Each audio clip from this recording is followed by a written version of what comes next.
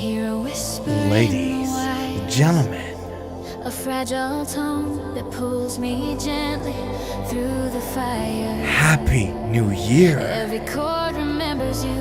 Are you ready Every note becomes a name. for the most athletic I'm reaching through the guitar stream frequencies, but nothing at the time of New Year in New York, Eastern Time? Are you ready? Are you ready to celebrate the new year 2026 with the most athletic guitar stream ever? Do you feel athletic at all? If not, let's change that. Ooh, baby, ladies and gentlemen, we are ready to roll. Are you ready? Are you ready? Are you ready? Start the clock.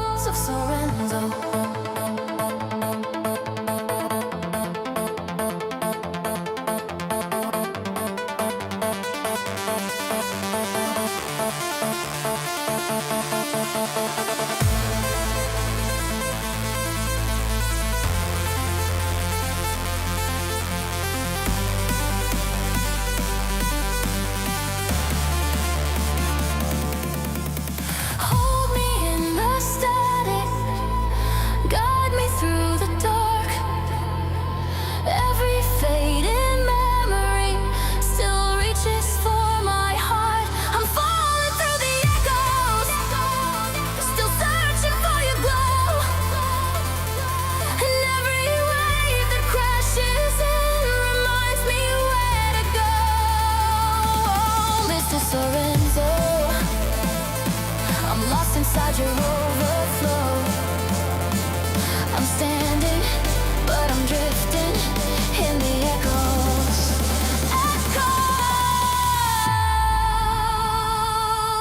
Echoes of Sorenzo.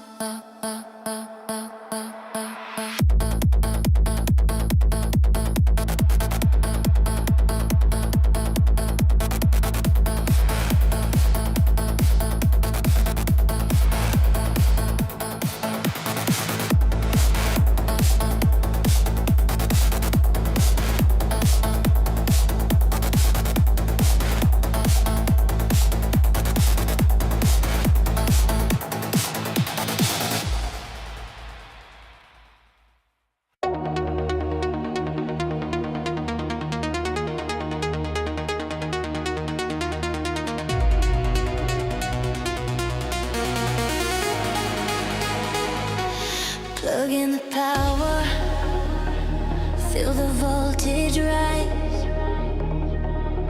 Neon lightning, sparks in my eyes. Fingers on the fretboard, volume high. I'm the glitch in the system you cannot find. Crowds buzzing like a circuit overload. One strum and the whole damn room explodes. Heads are buzzing from the head, banging mosh pit flows. But I'm just getting started. Watch me flow.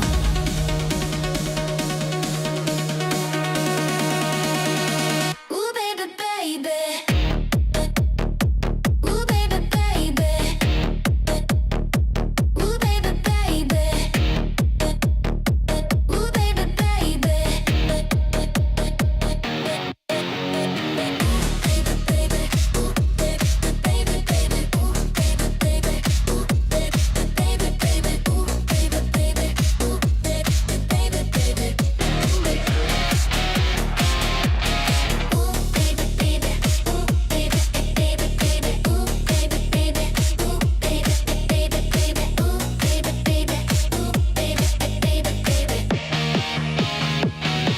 Electric in my veins, supercharged, but I'm still unchained. Screw classical players, let them fade. 'Cause I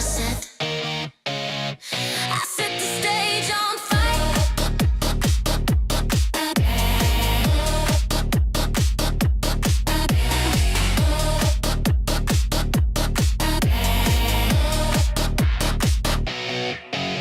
Shredding through the chaos like a neon blade.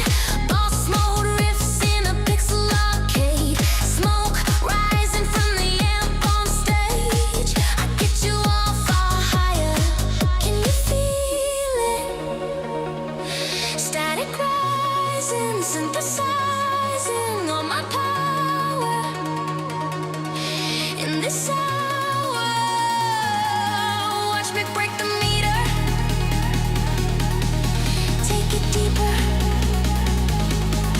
Turn it up. Turn it up.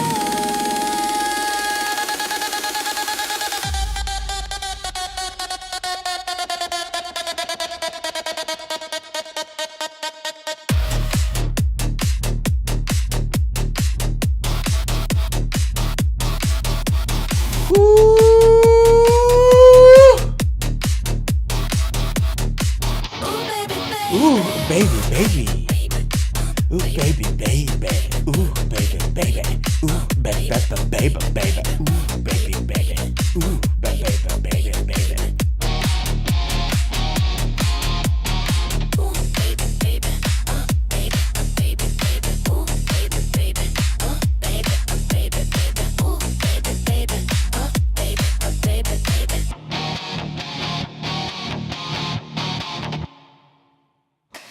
In the quiet of the night, I hear a whisper in the wires, a fragile tone that pulls me gently through the fire. Every chord remembers you, every note becomes a name. I'm reaching through the frequencies, but nothing sounds the same. I feel the air around me tremble like a truth I can't let go. A spark inside the silence calling me back home. I'm falling through the echoes where the shadows start to glow. And every sound you leave behind is the one I can't outgrow. Oh, Mr. Sorenzo, your voice is in the undertone. I'm rising, but I'm sinking in the echoes.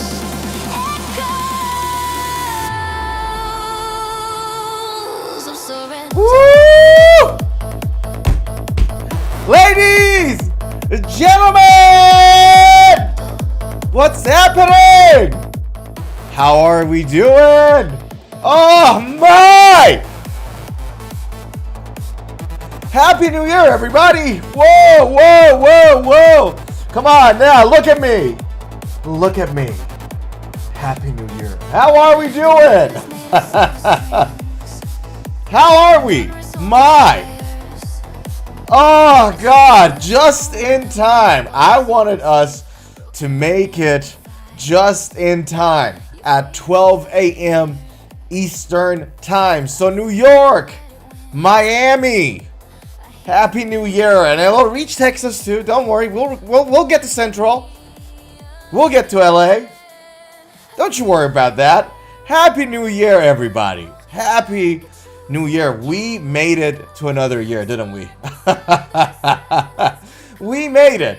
Another year, and now we are in 2026, 2K26. Oh, guys, I gotta tell you why I'm so excited today. Other than the fact that it is the new year. I'm so excited because we got one hell of a docket for you guys. One heck of a docket. I gotta tell you. First, we are going to do a quick clarification from the last stream about book matching. We talked about some book matching stuff in the last stream, not last week's. We're going to talk about that. Some clarifications. Then, we're going to talk about Jack White's signature Telecaster, a pricey one. We're going to talk about that, the specs and detail. Marty Friedman, the ex-guitarist of Megadeth, made some interesting comments about the guitar world. We're going to talk about that. We're going to talk about one of my favorite guitar brands out there, Mayones, their Duvell model. We're going to talk about that. We're going to talk about some other guitar-related articles, and then we're going to finish the stream off by Dean Guitars. We're going to talk about Dean Guitars, Dean Zielinski, the founder, I guess, and the former owner of the company. We're going to talk about that in a second, too. So, it's a packed stream, man. And I hope you guys are out there celebrating, having a great time. And for those of you who didn't have anything to do and you wanted to hang out, so good to see you, too. Let's hang out. Let's have fun together, shall we? Let's get the party started. All right. Now, I'm going to reduce the volume a little. Just tone it down a little, everybody. We kind of got a little too excited at the beginning. Let me play something a little bit more mellow in the background. And then we will start our session. Okay? Here we go. How does that sound? Is that better? A little bit more chilled? Ay, ay, ay. That's better. Alright, so YouTube, Twitch, do tell me. Do tell me how the background music is. Is it too loud? Is it not too loud? Tell me. How is the volume? Is the volume good? I'll take it as a yes. Let's get our first item started with, shall we? Let's talk about this. All right, so in our last stream, we talked about this guitar, this particular brand, and this particular model, the Omni 24. It was basically an affordable guitar brand with crazy specs, right? So this is what, like $430 US with, you know, roasted maple neck, book matched roasted body. These are like really high specs. Like, you know, these are the things that you see at least in mid-range level guitars, not at a sort of more affordable level guitar. It had the fretboard radius compound 9.5 to 14 inches. It had the neck profile compounded from U to C. The neck was insane. Now, one thing we talked about, it was the book matching of the body of the wood. So what I'm going to do, let's quickly touch on what was book matching. We're going to talk about that process. And then I'll tell you guys why this guitar was booked match, like similar to very expensive guitars out there. So let's talk about this. When your wood, wood slab gets chopped and cut from a tree, right? So that's where the wood comes from, a tree, right? You basically get, the timber and you chop it in a block of wood, like a rectangular shape, right? And that rectangular shape becomes eventually the body of your guitar. So have a look at my cursor. That's the rectangle. See that? That's the rectangle. And basically you shave it off, you chop it up, you put it in a CNC machine, yada yada, and then you get the shape of the body out of it, right? So that's the rectangle, and then you cut the body out of it. Okay. Now, what happens is that when these slabs of wood are chopped, they're not actually ready to be used to make the body of the electric guitar, right? They first have to get dried out. So a piece of wood comes with 100% moisture or whatever. That moisture has to get reduced down to less than 6%, right? So the moisture component in the wood has to be less than 6%. 5, 4, 6, somewhere around that. The lower, the better, because moisture in the wood means your wood is going to be less stable over time. Now, for the companies to dry these woods effectively, what they have to do is that they have to halve them. They have to chop them in half, and this is the line. Can you guys see this line here? Let me make this bigger so you guys can see. Have a look. See this line here? This midline? That's the line. They literally saw the wood in the middle. It's sawn halfway through like that. You can see the line here. And so what that does, it makes the wood split into halves, and it makes it easier for the companies to to dry that piece of wood. Now, the thing is that when you have a piece of wood there, that wood is not always looking as perfect as this guitar right now, because these lines look perfect. There's no blemishes, there's no bat weevils eating the stuff out, whatever, right? It's like looking great, but the reality is that these pieces of wood that the companies receive are not always perfect. So sometimes you chop it in half and you get rid of the other half, or you reuse the other half in somewhere else, right? So what happens then is that after all of this stuff is done and the piece of wood is dried, they're going to bring out the halves of different pieces of woods and put them next to each other. That is called the book matching, right? And the goal of book matching is to make sure that each of these lines are as symmetrical as, as the lines to the other side. So the two halves should be as symmetrical as possible, right? If you're lucky, sometimes your wood is actually, is matched with its sister, right? You know what I mean? They're like the same piece of wood. You're lucky. And all you're going to see is a bit of bit of a mismatch because of the sawing of the wood in the middle. But a lot of times, more often than not, maybe it's not the case. So you can see there's like minor variations in the patterns that are on the top wood. Okay, but the process of putting them next to each other is called book matching. You look at the lines on one, look at the lines of the other, you put them next to each other to make sure they're as symmetrical as possible. Okay, book matching, we got that. Now, here's the thing, right? There are two ways that you can make a guitar look good, color a guitar, if you will. There are two ways to color a guitar. The first way is to stain, right? The staining changes the color of the existing wood grains. It doesn't create a layer on top. So for example, have a look. I have white carpets in this room, as you guys can see. If I spill my glass of wine, it's New Year's after all, and I, clean the white carpet and dry it, there's still going to be some red stains on the carpet. So the fibers of the carpet are now red in color, but there is no layer of wine over my carpet, right? It's still the same fiber.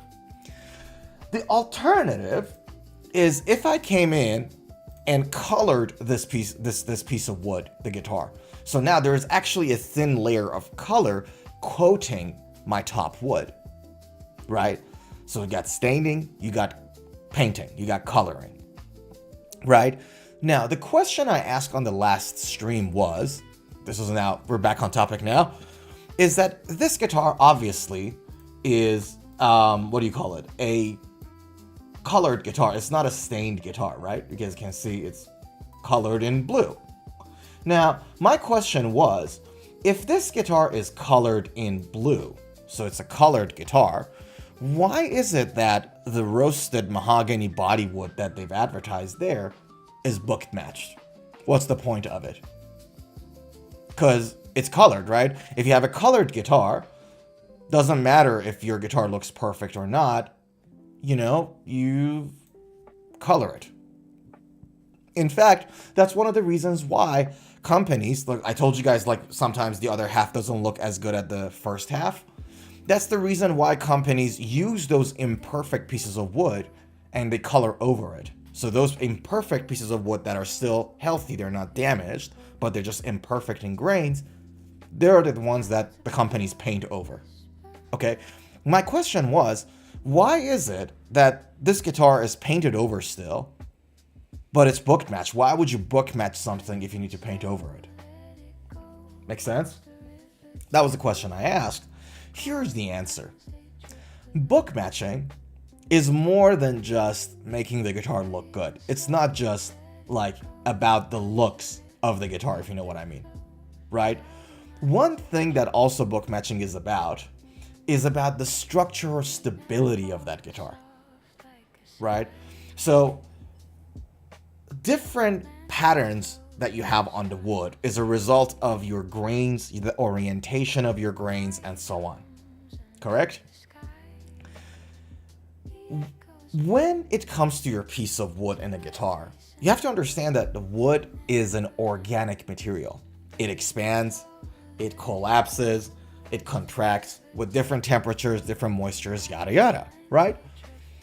So if you have the similar wood grains on either half, your wood expands and contracts similarly as opposed to completely differently. And so then in long term, that actually helps with the stability of that guitar and the age, how well the guitar can age. The second thing to think about it is then the symmetry of stress. So when you book match the top of your guitar, you create the mirror image. The density of either side is also the same. So then when it comes to, say, vibrations in the wood, right, as you play the guitar, right, resonance, it also is going to behave similarly, right? So overall, it is like more than just the looks of that guitar. And what this company here is doing, right, saying that a roasted book match, is basically they're saying that, look, it might not be perfect because they're painted over the guitar. I mean, let's be honest, the guitar looks awesome. These sort of like matte aqua colors or matte pink colors look superb with a roasted maple neck, right? To me, in my opinion. But what they're telling here is that, look, this guitar, like over time, is going to be stable and it's going to be really high quality in the body too because it's a book matched mahogany body. That's what they're trying to tell you there. And so we didn't discuss it as well as I wanted to in our last stream.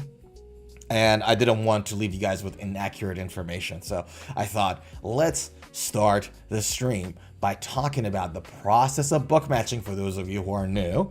And also, let's talk about, why a company that paints over a guitar still wants a book match mahogany body or book match body overall, right? Now, all these specs again that you see here, and this is just one sample, right? They are really, really high quality, on paper at least. Like, these are the stuff that you see in really much more expensive guitars. Oh my, look at that grain. See again here, another example. It's not perfect in its book matching, and you can see the mid line here. My lord, it looks so good. Now, you might wonder, well, hold on, why would someone want anything asymmetrical on the guitar? Because some people don't like this look. They'd rather have something, perfectly symmetrical or whatever, right? I actually love this. And I'll tell you why. Genuinely, I love this thing. First of all, I love natural wood patterns. I just find it beautiful. But then secondly, it makes the guitar unique because every piece of wood is unique. It's different. So that... Ah, look who's here. Doroteo! Hola! Happy New Year, brother. How are ya? We were literally talking about your guitar from last week. I don't know when you joined the stream. I was literally talking about this. Because I was providing some clarification. Remember we talked about booked match mahogany body? And I asked why is the body booked match when it's painted? And I was talking about why book matching wasn't just about the looks of the guitar. It was about, how stable the guitar is, because if either side of the wood have the same kind of grains, same kind of density, the wood expands and contracts in the same way. It's more stable over time. That's literally what I was just talking about. So, you came at the perfect time. How you doing, man? Happy New Year to you. How are you? How's family? Did you have a good time? I mean, you're in Texas. You're in Central Time, so it's New Year's in New York and Miami right now. But I think you got another half an hour to go.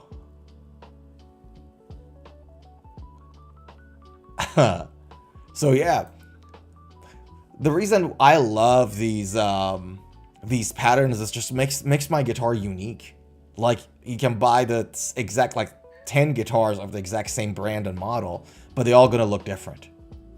Doing good? So good to hear, dude. Yeah. So that, my friends, is the process of book matching. I mean, how can you not be mesmerized by this? Is beyond me. So yeah, I thought, let's start the stream by providing that clarification. Doroteo says, that PRS is sweet. Let's go back to it. It is sweet. Look at that. It's mesmerizing, in all sincerity. It's just so mesmerizing. Well, look at these. You can get lost in these patterns. They're using the Cobalt Smoke Burst stain a lot more often these days, especially with the mango tops that they're using in their new guitars. It's just mesmerizing. Unbelievably good. Look at that. My lord. But yeah. So there we go. For those who just joined the stream, guys, Happy New Year. Happy New Year. What a time to be alive. All right, shall we jump to our next item on the docket? And this guitar is, I'll be honest with you guys, is a weird one. It's like, I found it extremely weird. So let us talk about it, shall we?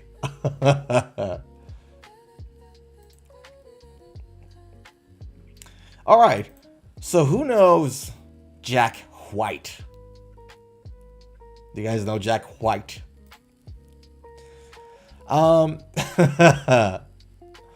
Jack White is a very famous guitar player and singer.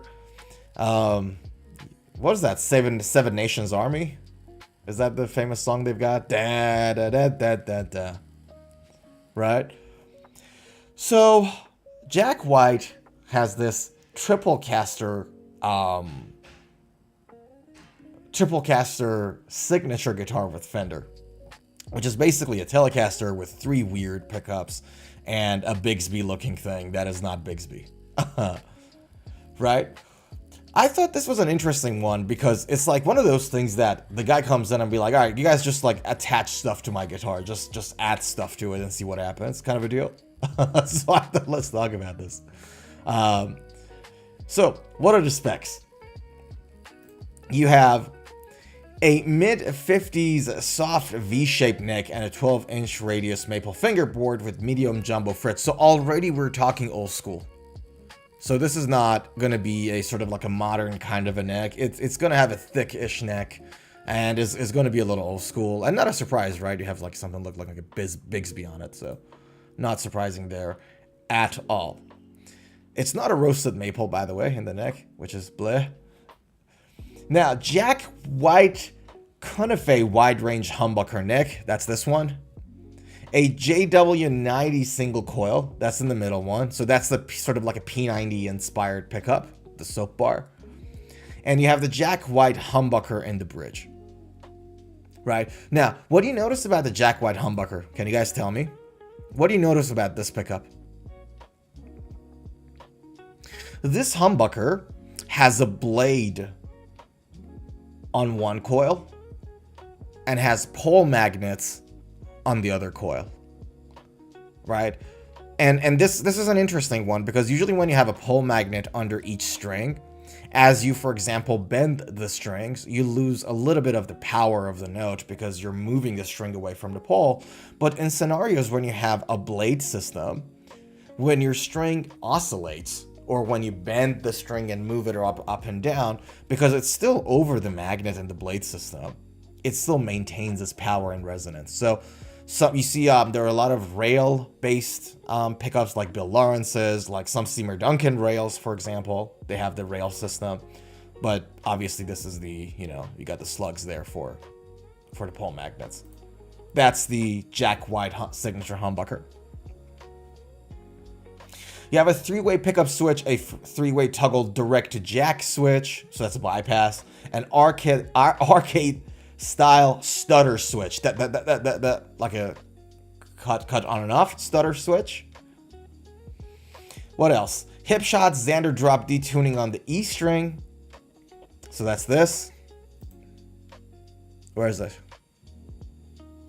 Can't find it. Oh, I thought it's gonna be. Where is that? We'll come back to that. Okay, let's move on. We'll come back to that. And we have nickel chrome white powder coat hardware and a symmetrical 4-bolt neck plate with a custom artwork. That is, what an insane looking guitar. So that's the asymmetrical plate that they're talking about, and they use it asymmetrical, guys. So they cut this bit off, so you have a better neck hug as you get to the higher registers on your neck. So you cut this extra bit off here, and then that allows you to curve that area so you can have a better reach, as opposed to the old school like Telecasters that were like square bolt on, right? And that's the reason why they do it. And this line here, can you guys see that middle, sort of like a middle line here? That is the routing for the truss rod. So more often than not, Fender guitars have it made with walnut. So you route there, you install the truss rod, and then you cover it with a piece of walnut. But this one is made with maple too. And that's why it's almost the same color. Yeah. I like the walnut there. It gives the neck a nice color. Let me bring my thing. Let me show you.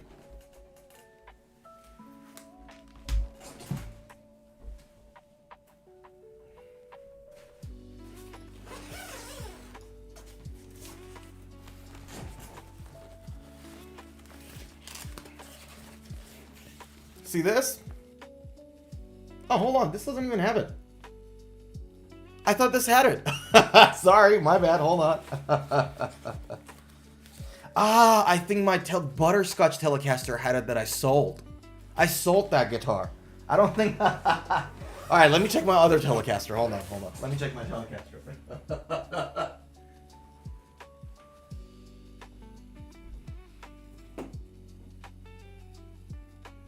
Oh, God. That one doesn't have it either. Sorry, guys. My bad. I do not have a live example for you. I sold that guitar. I forgot. Okay, this is how it looks like. This is what I'm talking about. Telecaster neck. All right. Can we get a... There we go. This is what I'm talking about. See that brown, dark brown line in the middle right there? That's the walnut. So you basically route the neck, install the... there we go. That's a better photo. Install the truss rod, right? And then you cover it with something like walnut or same wood material as the neck, whatever. Yeah. What an insane looking guitar. It looks insanity. I could be wrong. If not exactly this model, I saw an iteration of this model in Melbourne's Guitar Show in February last year, because it's last year now. Let's see. No, I think it was this one. I think it was the very same. Which the guitar looks insane in person. It looks like really weird. Now my question is, would anybody need this much on a guitar? I don't know. There we go. So we have this Triplecaster Telecaster guitar there. Ha. That's the there we go. That is the that feature switch to D, drop D tuning that we're talking about.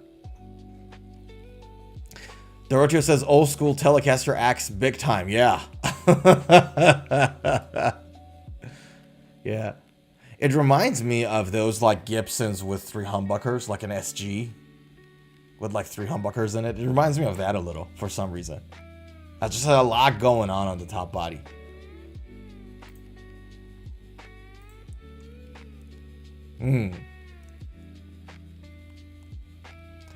It's a chambered ash body, gloss urethane finish.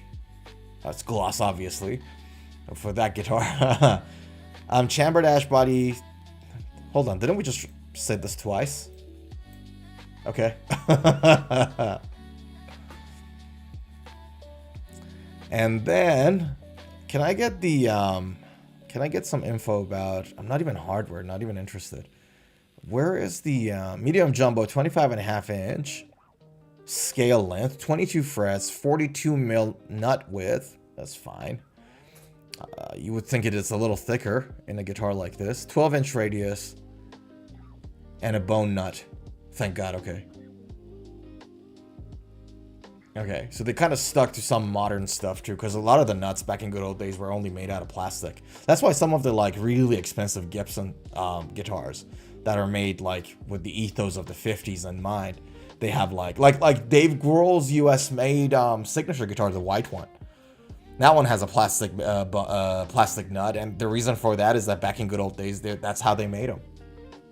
Now, the harder the bone material is, the stiffer, the harder the nut material is, rather. It makes for a better nut overall. You don't lose brightness, right? Now, however, if your nut is made out of metal, you get a really much more trebly sound, a much brighter sound. So there's a point of too much. That's why I love bone. Bone nuts are like a perfect thing for me. Plastic makes it too midi, too muffy. Metal is just too much.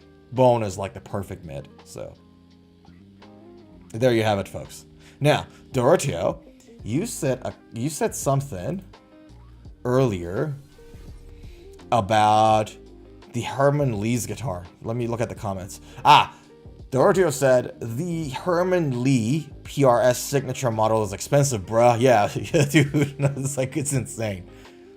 It's so for those who don't know, this is what Doroteo was talking about. Let me go to the Core series. Even the SE model is expensive, dude. Even the SE model is insane expensive. So this is the guitar that Doroteo was talking about, guys. For those who don't know, we talked about it in detail on so many streams of how innovative it is and how weird it is in a lot of ways.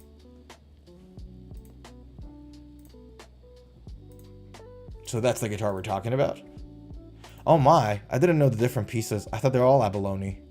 Never mind. Okay, the 12th fret is different. Did not know that. Yeah. So this is the guitar we're talking about. How much was it? I don't even remember how much it was. It's like $10,000? $6,000 to $8,000? PRS Clio.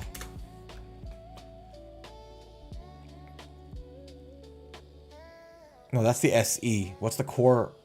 Okay. PRS Clio Core price. 7,000 US dollars. Yeah, I said 8. I said 8 or 10. It was 7,000 USD. So expensive, dude. It's insane expensive.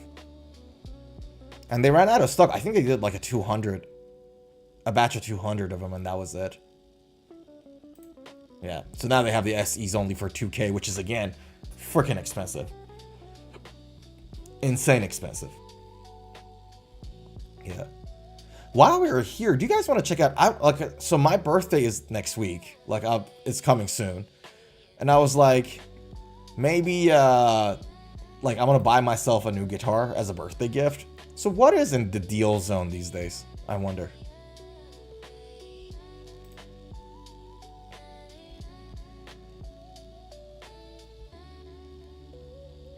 What are my guitars? Where are they? So let's go at PRSs, for example. What do we have in the deal zone? And I want a guitar. I thought I said I want electric guitars. There we go.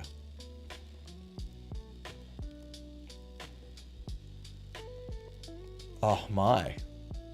It's a faded blue. SE. That's the limited edition they did. Huh. Zach Mayer's is 720. Beautiful guitar, by the way. I wish it didn't have the sound chamber, the hole. If it only was like a solid body guitar, it would have been insane good. Okay, what about some, say, show more. What do we have? We have Charvels. We have... What else do I'm interested in? Nah. Gibson, alright, let's check him out. Harmony Heritage, yes. Okay, what do we have here? So expensive. So expensive. And I never see my... Ooh, look at that color. Pharaoh's Gold. So expensive, and I never saw myself buying a guitar that is shaped like this. As much as I respect Ted McCarty.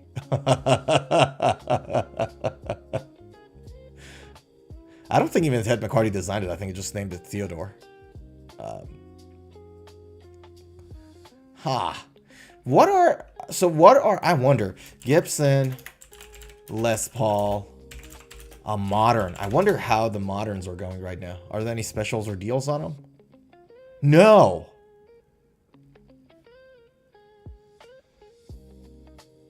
Not even one. Oh, wow. Okay. So Gibson is confident that they're going to sell the moderns too. Interesting. I wasn't expecting any deals on the standards, like the studio, the whatever, right? But I was expecting some deals on the modern because I thought they might not be as popular as the traditional ones. I was clearly wrong. Zuhair, Happy New Year, brother. How are ya? Welcome, welcome.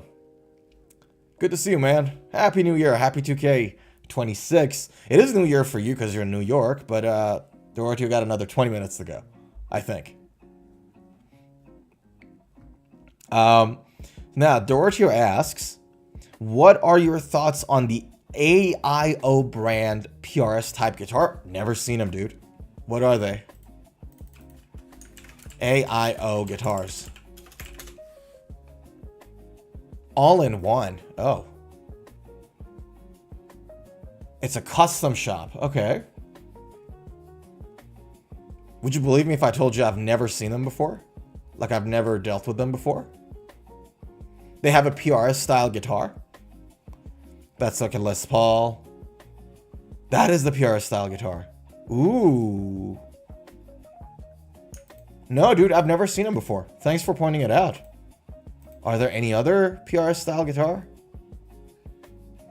I've never... Dorothy says, bruh. I don't know these guys. Who are these guys? What are they about? All right, hold on. Where are they? What are they? All-in-One Guitar, AIO Guitars, was founded in 2014 by Jin Kim, a professional guitarist, musician, MI graduate, Massachusetts Institute, professor and producer with one clear vision, build guitars that deliver exceptional playability at a price that musicians can't afford. Who is Jin Kim? That name is familiar. AIO Guitars. Why is this guy? Why is the name familiar?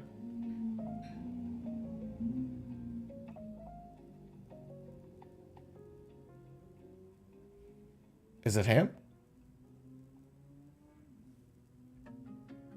They're in California? Right. I don't know the guy. I didn't know about him. With over 30 years of experience, personal collection, Jin discovered that many internationally made guitars offered outstanding quality at far more reasonable prices. That is true. So many of them do. These guitars held incredible potential as high-value instruments if set up and refined properly. Okay, so basically his business concept is get exceptional guitar, get internationally made affordable guitars, do the minor adjustments to them, and they're gonna sound and play like a lot of more expensive guitars, basically. Okay. Zuhair says, all good. So you're doing these sudden lives besides Saturday's regular? I hope you're well too. Thanks, dude. No, I said on the last stream, if you recall, I said that we're gonna be live on New Year's Eve. Yeah. So this one was actually very well planned. We went live at 11:58 p.m. Eastern time. 2 minutes before the New Year's. That's when I think we went live. So All right. So the store opened in Koreatown in LA. And then they launched the brand in 2016. And then they relocated to La Canada. La Cañada. To expand showroom and increase inventory. Okay. Okay. Didn't know about these guys. Back to what Doroteo said. Ooh. That is a PRS style guitar. Okay, so what do we have here? That's interesting. So Chase edition option is what? No case. Case edition. Sorry, case edition option. You can add a case at $90. That's fine. And then if you want to add coil split, that's another $35. Zuhair says never heard of AIO previously either. Never getting PRS substitutes though. Yeah, I hear your point. I feel kind of the same too. I get it. Yeah, I know what you're talking about. Body shape, double cutaway.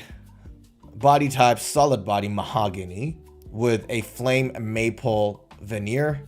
Doroteo says, bruh. That's bruh about what? What did I say?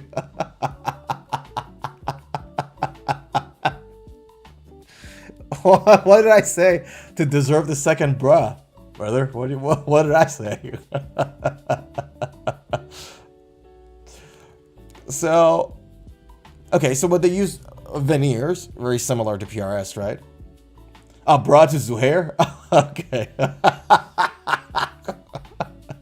Yeah, that's right, Zuhair. Take that, bruh. I already took one. Take it. Like a man. Bruh. That's what Dorothy meant. Sorry, I'm feeling festive. It's New Year's after all. Yeah. So, where were we? We had a flame maple veneer top. And let's be honest, this top looks beautiful. I really like it. Like, I dig that how, like, you know, they veneer it so good. That it looks like, you know, a booked match top, and that's just the magic of it, I guess, right? So you have a mahogany neck. Okay. Set neck, 25-inch scale length, dual action truss rod. You have a bone nut, in all likelihood synthetic, if he's trying to keep it cheap. Ebony, 14 inches in radius. I love that. It's actually flatter than your standard PRSs. I dig that a lot. Medium jumbo frets, 24 frets, 2 humbuckers, and they are AIO's custom Alnico humbuckers. Tone is slowly wound by CNC machine, creating a precise organic tone, mid-high output. Passive pickups, obviously. Interesting. And is set up in-house. So they make it, all right, so I see what they've done. So they make him abroad, they bring him to California, they set up and inspect him. So they do the quality check, set up in-house, and then they send it out. Interesting. Okay. So PRS does the same too. So for all SE models that are sold in America, in the United States, they're all taken to Maryland and they're all inspected by the PRS team, from what I've heard. But that's really good. That's a really good quality control thing, right? You make it abroad, you bring it in. I guess it's going to add to a little bit of cost to bring everything in-house and all that. But if you're only selling it in the US, so if this guitar is only sold in the United States, it makes perfect sense to do it because the cost to deliver these guitars from abroad to the US, it's already included in the total, like in the overall shipping that you have to do anyways. They have to come to the US anyways, so that makes perfect sense. So they warehouse it in-house too. That's interesting. Doroteo says, the red color looks fire. Okay, where's the red one? Is there a red one? Okay, I might actually search for the model name. And then we'll see what are all the colors that come up with it. Here we go. Ah. And you went with the red one, not the burst, which is what you usually... You're a fan of bursts. What do we have here? Well, that looks really good. You're right. That looks really good. You know the issue I'm seeing here? Why are... That's an issue, no? Dorothy, have a look. Can you see? See how the frame around the pickup is expanded out? That's usually not a good sign. See this? Pickup rings. That's exactly right. Remove the pickup rings. Then that's better. Yeah, there's something wrong with the pickup rings.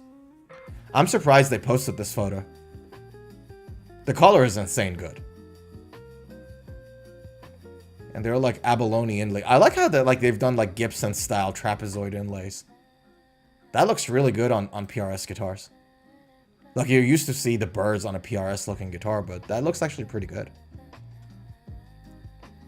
Okay. There we go. This one has a better set of pickup rings.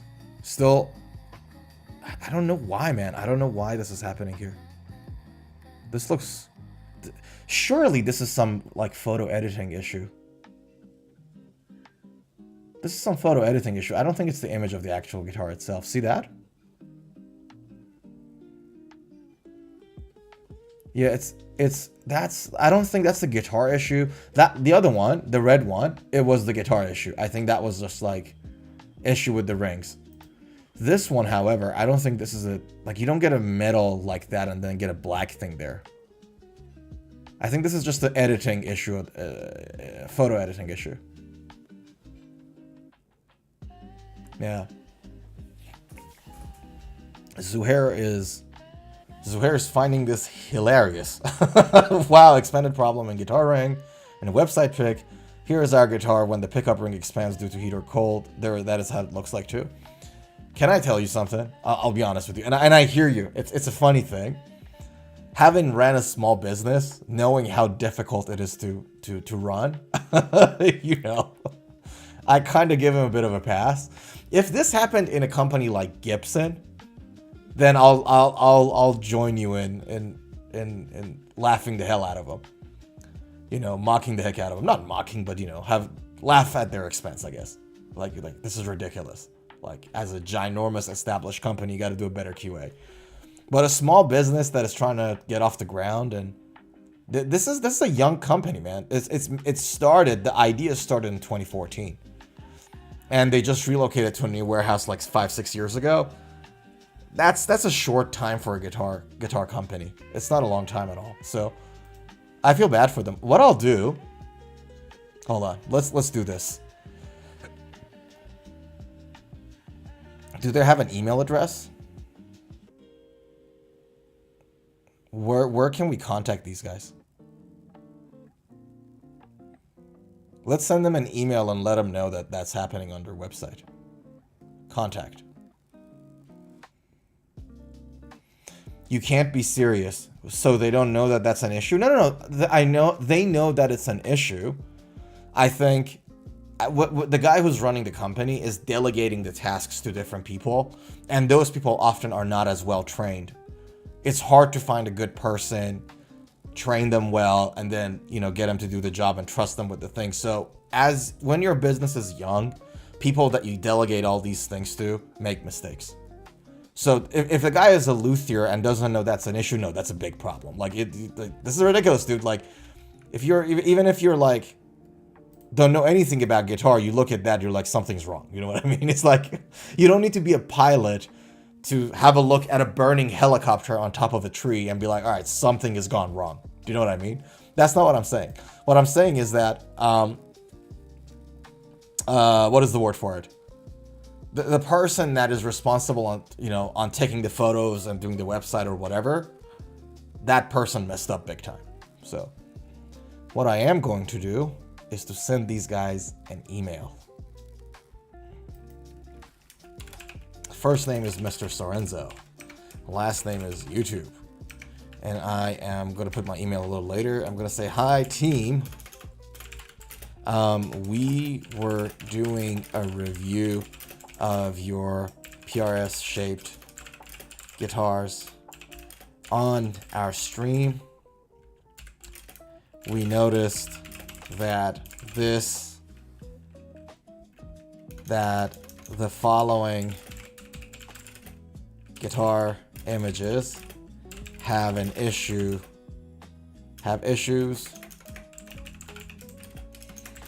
The red one has messed up. My English is like my email English is insane. The red one has messed up pickup rings. Looks like it's expanded a little due to heat. And then we put the link.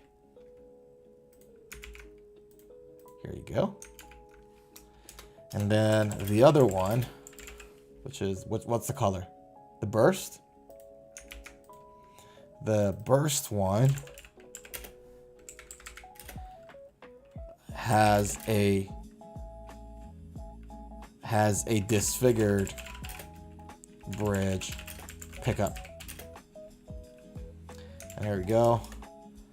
I told my friends who are watching that this company is young and stuff like this happens when you're getting a small business off the ground.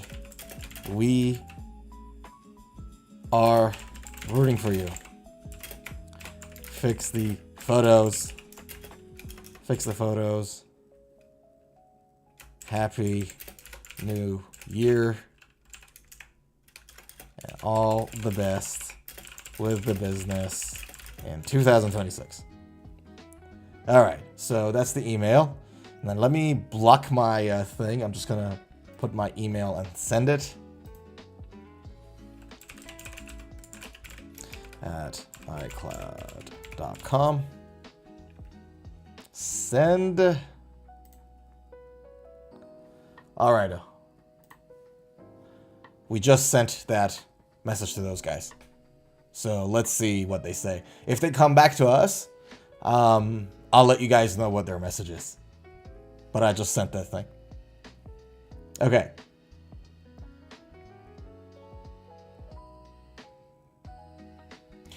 Dorotio says, could that possibly be how the rings look officially? I doubt it, dude. Like, this is not, by the way, so this is not the ring. This is just the pickup looks disfigured. The rings look like that officially? I highly doubt it. Impossible. Like, I genuinely think it's near impossible. Yeah. No.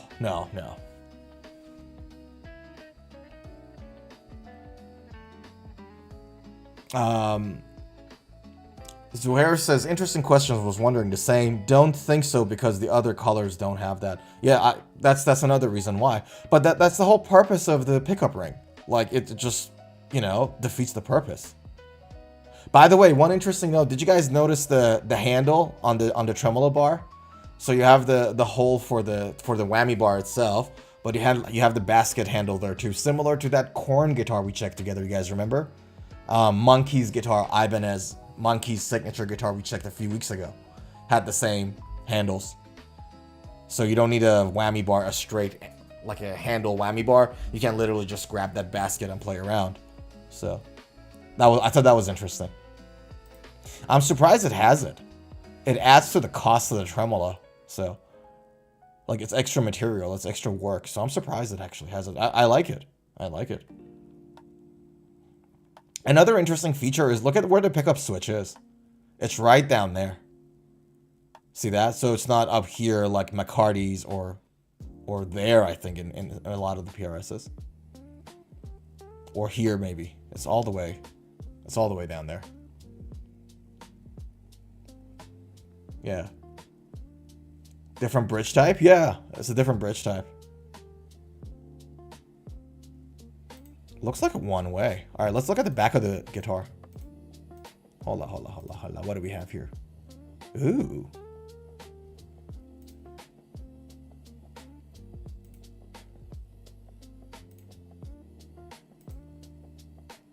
Okay, look at that.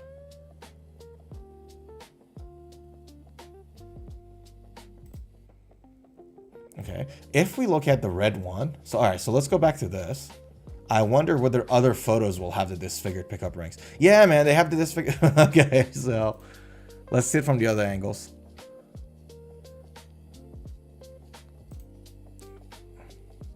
That's another bad photo, by the way. You never want to have the pick. Like, why is the truss rod missing? I wish we had a look at this before we sent the email. They'll probably notice it. They're probably going to go for the photos. But look, the truss rod cavity is showing with the thing unscrewed. Why? Why would you take a photo like that? Now, good news on the bright side. That looks like conductive paint inside, but I could be wrong. And the nut doesn't look like nice and white. That's not a good photo, guys. They could have done better. They could have done a better job. Like, again, I'm rooting for them. I'm rooting for small businesses, and I'm rooting for them entering the game and staying alive and staying above the water. I genuinely am rooting for them. That headstock looks like a PRS headstock. I don't like them that they're copying everything exactly like that. I wish they could, you know, come up with some of their own. So get a PRS design and then add something to it, as opposed to just changing, like, you know, making the angles a little blunt. But it's like this is a PRS headstock, and this is a PRS body. So, yeah.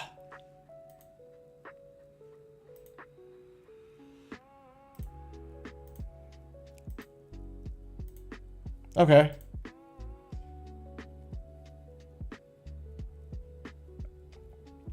Doroteo says, so is that AIO guitar a go or a no-go?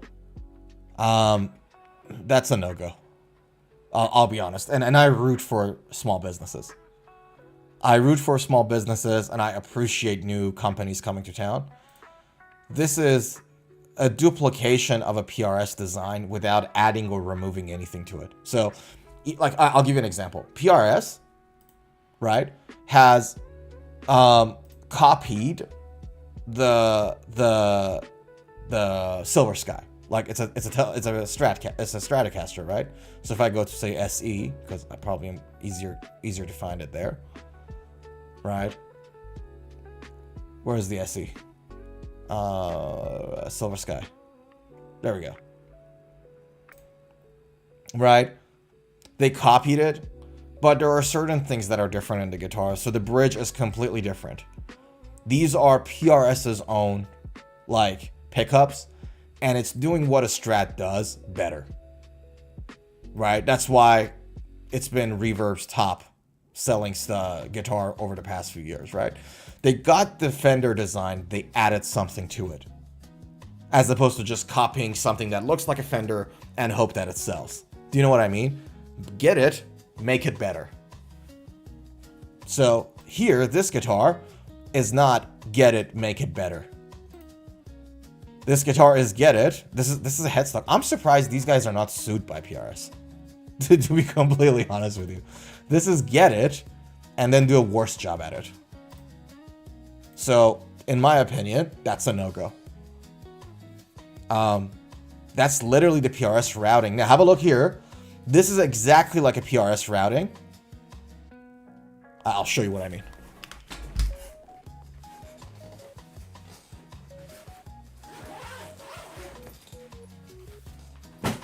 See? See the heart-looking thing here? That's the PRS routing.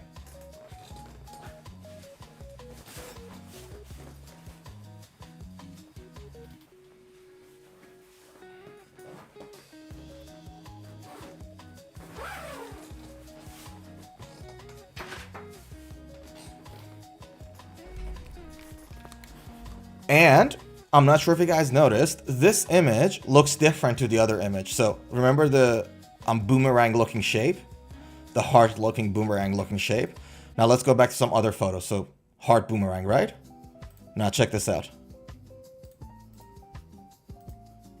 Heart boomerang, right? Now look here.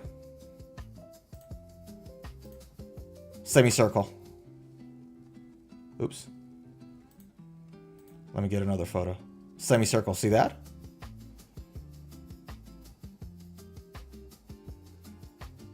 So, yeah, I'm not a fan of what they've done, man. I think, and you can look at the guitar with different angles. Like the pickup rings actually have an issue.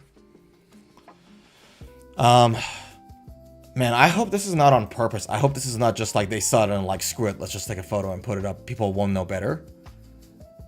I'm not a fan of this right now at all. It looks like you got the PRS design, fine, man. Like 90% of the guitar market is rinse and repeat of Telecaster, Strat, and Les Paul anyways, right? 90% of the guitar market is just rinse and repeat of those in millions of different companies. If you want to grab that design, fine, grab it, do something with it. Do something better with it, as opposed to, you know what, it looks like PRS, so it's going to sell no matter how bad it is. Like, that, I'm not a fan of this.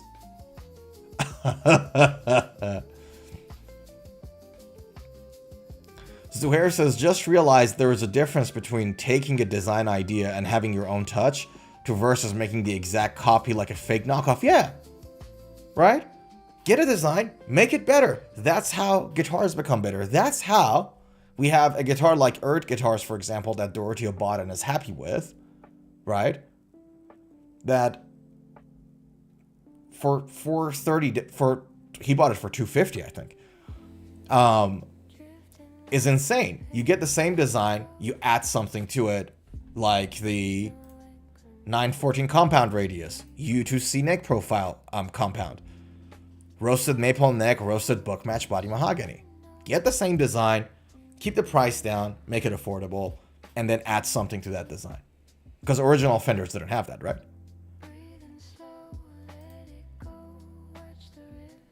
Don't just make a fake knockoff, add something to it. Yeah. Doroteo says, that surely blows. Yes. That, yeah, I don't know, brother. I don't know. I don't know about these guys. So, I'll root for them. I hope that their business becomes successful and they do well to their customer base. I hope that they don't send a guitar like this out to any client and they actually take care of the customer. That's my hope. And if they do, I'll root for them any day. And if they don't, I hope they go down. I hope they go down burning if they don't look after the customers. Yeah. That was a weird guitar. That was like a... Thanks to World, by the way, Doroteo. Thanks to World for sharing it, dude. Because you've shared so many beautiful new brands and models, and I learned a lot going through them. Like the book matching thing we talked about at the beginning of the stream. So, by no means think that this is any discouragement. For the love of God, share new brands and things you come across, and myself and everybody else will learn. For you, Zuhair, too, and for everybody else that is watching us on YouTube and on Twitch. So, you guys see something, share it with us so we can all learn something new. That's the whole point of this us hanging out together, right? So don't think that I'm discouraging you from sharing again. So there we go. Doroteo says, Harley Benton PRS style guitar? Sure. Let me see. Harley Benton PRS style. This is familiar too. Yeah, I've seen it before. It's called the CST. There we go. CST 24T. You got it. Now, Harley Benton guys are legit. But it is a PRS knockoff still. I mean, it's hard to get something and make it from PRS and make it better than PRS, because PRS is quality control and works is insane. But yes, this is also like that. It's just that now the photo looks a lot better. Yeah. But this is the PRS. This is exactly the PRS design and the headstock too. Look at that. Like, this looks a little different than the PRS headstock. But like, I'm surprised I'm surprised AIO is not sued by PRS yet. Like, I was just like, if PRS was as half as litigious as Gibson, if PRS's lawyers were as trigger happy as Gibson lawyers, they would have sued Harley Benton and AIO.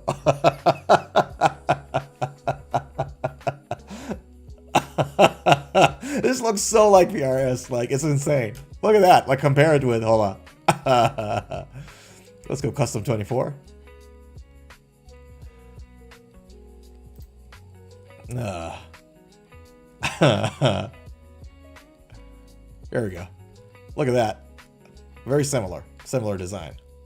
The headstock. Okay, so this is the Harley Benton.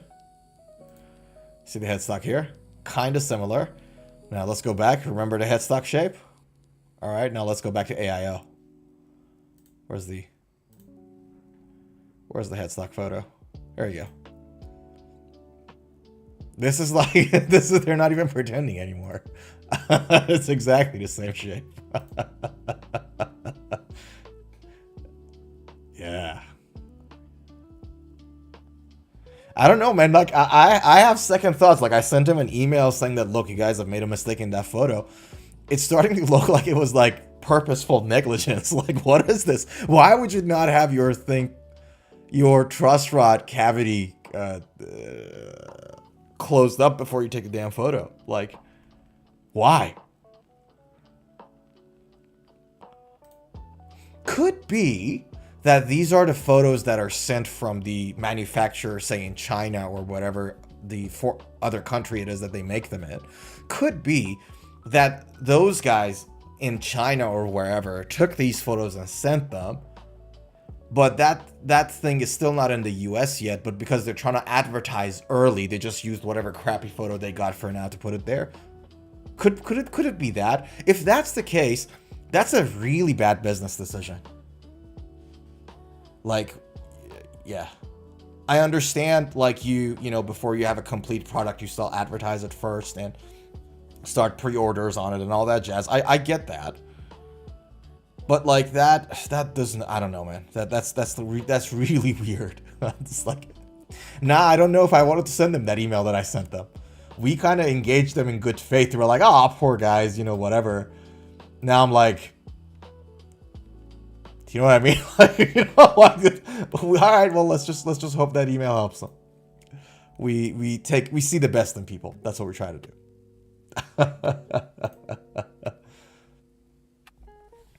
Azamaziz, how are ya?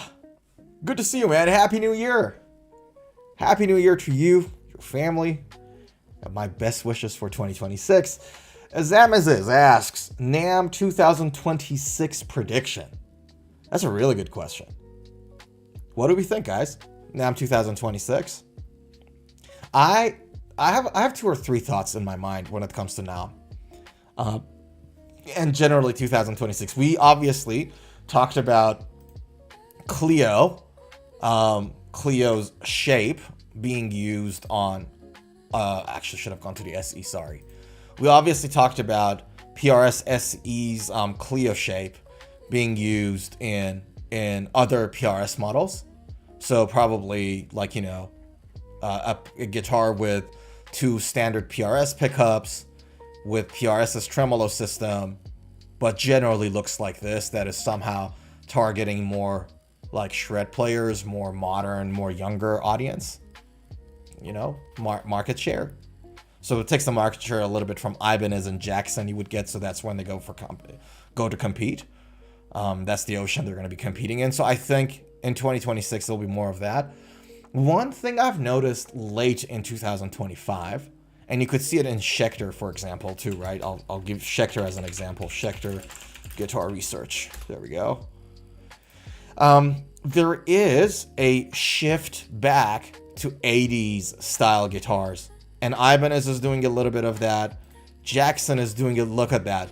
This is so 80s. Like 80s shred, 80s thrash. There seems to be a comeback to that world. So if I like click on this, for example, or just go to guitars. So this is the new guitars in Schecter, right? Look at these shapes and designs, right? A lot of these are actually really 80s inspired. Really, like not all of them, obviously. But for example, like look at the design here. Like these heavy, like a lot of things going on in it, kind of a design, aesthetic. Look at that. That's like Dimebag ML kind of a design. Right? They had another one. I forgot this thing was, but like there's so many guitar brands. I can go to like Jackson too. Right? There seems to be, what the point I'm trying to make is that there seems to be a shift towards that. See this? Like these are the new stuff out. There seems to be a sort of a shift towards like 80s shred style guitars. So I think that's my second prediction for NAMM and 2026. I think there's going to be more guitars that come in that style of guitars. So that is that. So it'll be that. I think the biggest and the most important prediction for 2026 is that there is going to be a hike in guitar prices because of the tariffs and still screwed up post-COVID economy and high fuel costs and logistic costs because of the 2-3 wars that are going around in the world, namely Russia, Ukraine, and a lot of stuff that are happening in the Middle East where a lot of the oil comes from to Europe and the US.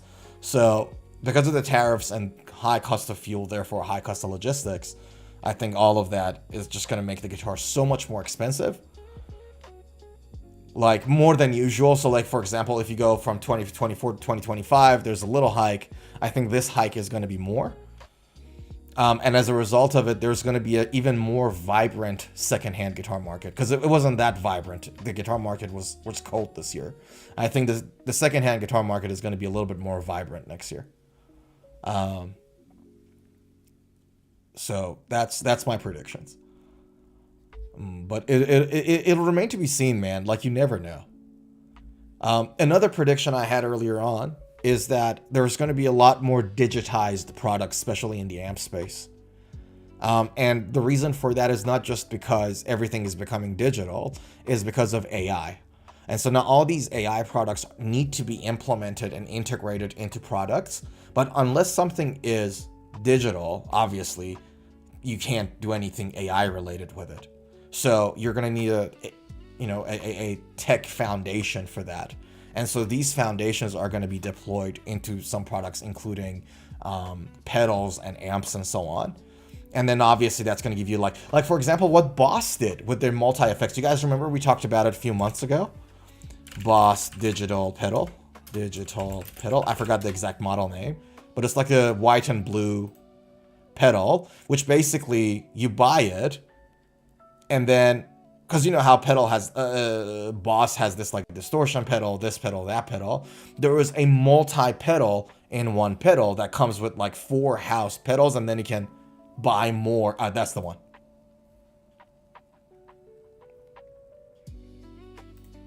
So see this?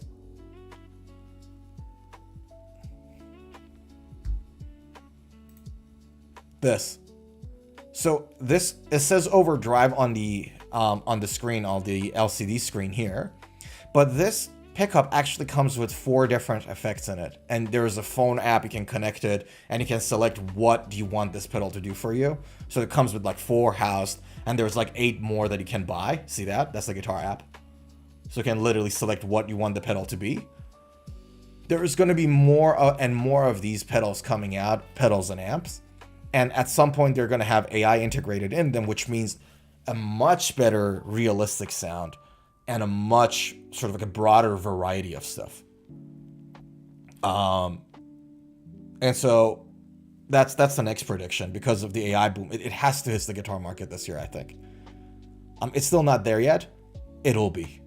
It'll be in 2026, I think. There's just no other way. And this opens up a whole new can of worms, right?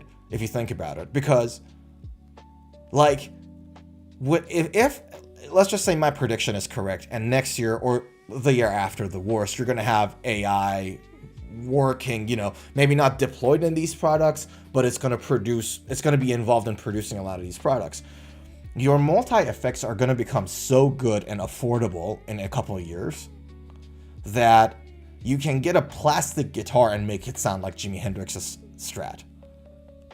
Do you know where I'm coming from here? Like, you can get that guitar and make it sound like Kirk's Greenie. I mean, you spent $200 on that pedal as opposed to buying a $6,000, $10,000, $20,000 Gibson Greenie, like whatever, and it sounds exactly the same to human ear. Like 98% of the population is not going to detect any differences. That's where it's going. So the only selling point on an expensive guitar at some point, the main selling point at least, is going to be the tactile feeling of the guitar and whatever is involved with the physicality of the guitar, not the sound output. We're going towards that direction. Zuhair says, I bought West Creek guitars a couple of times from Amazon. Liked them. I think I mentioned them to you before. I think you have. I think we had a look at it before a while ago, though. Dorotio says, I thought NAMM 26 was canceled and will no longer happen. Did I hear wrong? Oh, I didn't know. Really? No, I think it's still going through, dude. I don't think it's canceled. Was NAMM 2026 canceled? No, I highly doubt it. No, was not canceled. No, it's still going on, dude. It's not canceled. Yeah. It's still going on. Doroteo says, so I guess stick with the SE or S2 line from PRS? Yeah, why not? Look, the truth is that PRS guitars are expensive. It's called the Farragold, by the way. Okay, so if I go to PRS SE, Custom 24. Custom 24 is PRS, is the flagship model, right? And I understand that if you like Strats, you go for Silver Sky and so on. Or if you like Tele, you go for the NF Narrow Field 53. Okay? But if I like go to a Custom 24, can I get a Custom 24? I don't want the 24.8, just the 24. That's the C. Ay. Custom 24. Okay. So let's just pretend, because I can't seem to find a standard Custom 24. Ah, yes, there we go. Okay. So this. Okay. This is on special right now, $680. Why? What? No, go back. Okay. So this is $680. Right now, usually it's $850. It's an expensive guitar, especially if you think that, okay, I'm gonna get this guitar, but I can get away with something that is $430 and then I can buy it for $250. Okay, granted, but there are superb guitar qualities. Like, you can get old with your SE guitar, literally. Like, that can be your only guitar forever. That's how good these guitars are, because they're just, with quality control, PRS is meticulous. I'm yet to find a company that does a better job with quality control than PRS. And even better than that, you mentioned S2. Did you know that over a year now, PRS S2 guitars have the core pickups? So since the beginning of 2025, so that's literally a year ago now, all PRS S2s have the core pickups in them. So really, as long as you're okay with the S2 carve and you're not specifically looking for the violin carve, because S2s are also beveled, they don't have the violin carve, but they're carved, unlike the SE models. For an S2 price, you can get literally a core sound. It's going to be extremely close. So, you know what I mean? Yeah. Doroteo says, lead guitarist from Nervosa. She plays Schecter Destroyer style. It's a killer. Destroyer. What was a Destroyer in Schecter around? I thought we had a Schecter page open, but never mind. Schecter Guitar Research. I don't remember the shape of the Destroyer, dude. What was the shape of the Destroyer? Destroyer? Do we even have it? Like... No, I don't think that's a model.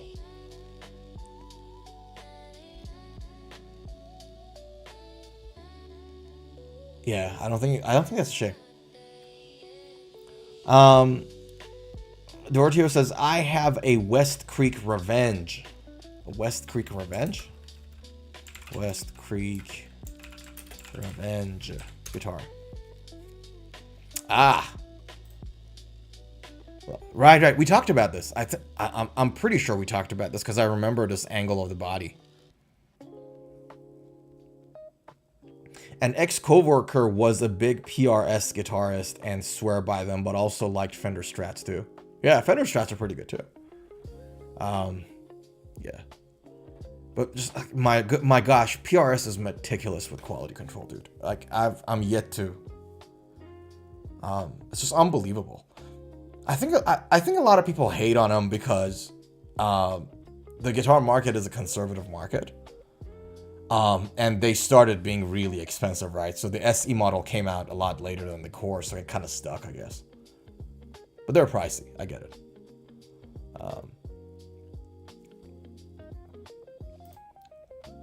All right, let's get to my favorite part of the stream.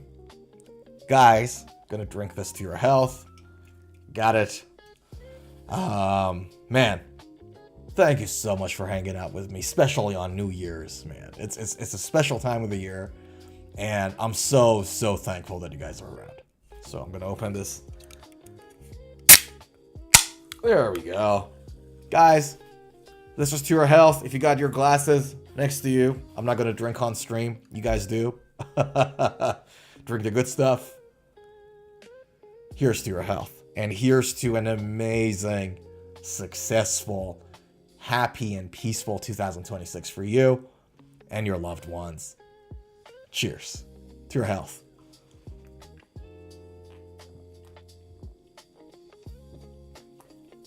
My.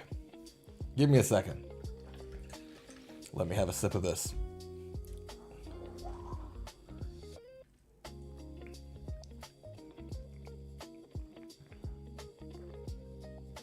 Doroteo says, Happy New Year, guys. 2026, keep it metal. Preach, brother, preach. Happy New Year to you. Keep it metal, indeed. Quote of the day. I have ice in that thing. I think it's sweat on my shirt. Yeah, that's fine. Just water. But yeah, man, it's a thing. Can I say something? I've been thinking a lot about this when it comes to like the new year and all that jazz. Let's have a quick chat about it. I wanted to have a chat with you guys about it. So, check this out. Let me pause the music for a second. Here we go. You know, when it comes to this time of the year, and this is something that I've like experienced a lot myself, and I've seen it in a lot of students and a lot of people around. When it comes to the new year, everybody starts to have this New Year's resolution. And New Year's resolution is great. New Year's resolution is just like a fantastic thing. It means, you know, you still care about becoming a better person and improving your life and all that. And that's a beautiful thing. That's a fantastic thing. Everybody that has a goal, no matter whether it's a resolution at the beginning of the year or they set the goal somewhere in the middle of the year, they have to be applauded either way. I really believe that. Now, you guys know there's a study. I can bring the music back on now. It was too dramatic. But you guys know that there was a study that said like 80% of the people that they start a resolution, they quit it. There was like a study like that. So let's ask AI together because I want to get some conclusions out of this. So hold on. Let's ask the AI together, shall we? I'm gonna go to see and then say what percentage of people will quit their New Year's resolution by April, say. I think the study said by March, but let's just check by April. So 4 months in, how many people do you think they quit and give up on their resolution percentage-wise? So we're gonna go here and we're gonna go to AI mode. This is the Gemini Pro. This is the paid version of Google Gemini, so hopefully that'll give us a nice accurate result. Approximately 80 to 90% of the people will have quit their New Year's resolution by April. So you have a resolution today, whether it's guitar, whether it's weight loss, whatever it can be, hit the gym, get in the dating scene, whatever that it is. 80 to 90% of the people quit. First week, roughly 23 to 25% of the people will quit within the first 7 days. So a quarter of the people that have a resolution quitted within the first week. Almost half of them quitted by the end of January.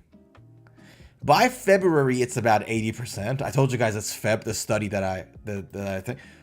By April,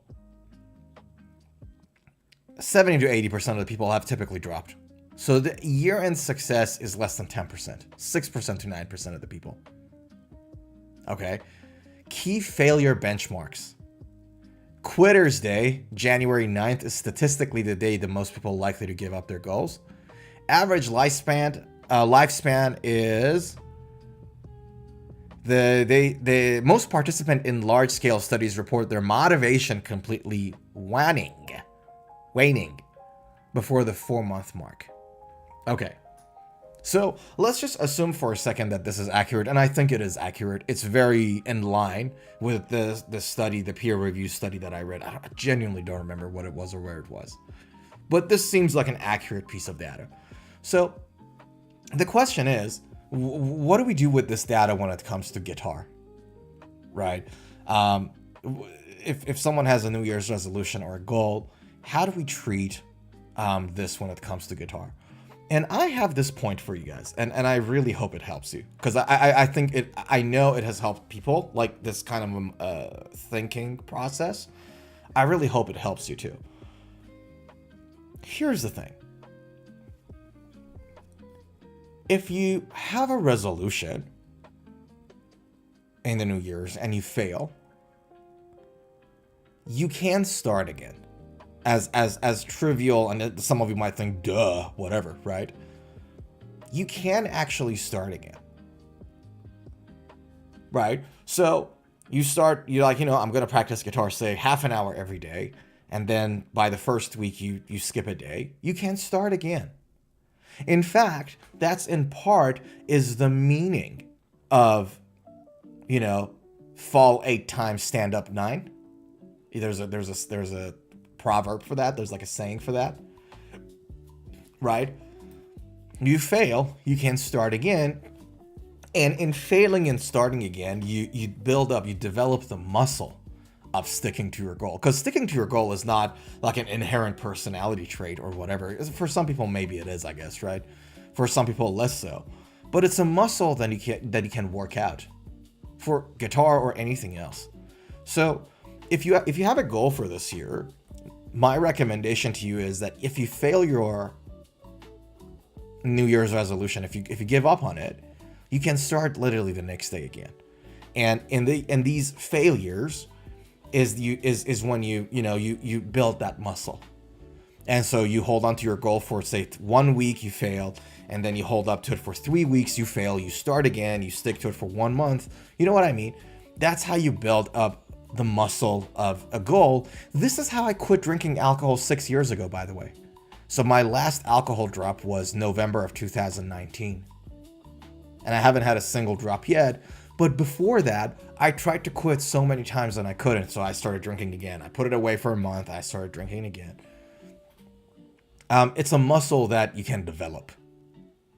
So when people say, behind every successful person is 100 different failures, that's what it means. Zohair says, I like that. I like hearing this message about bouncing back, Sorenzo. It's not bouncing back. Here's the thing, right? Society tells you that failure is bad.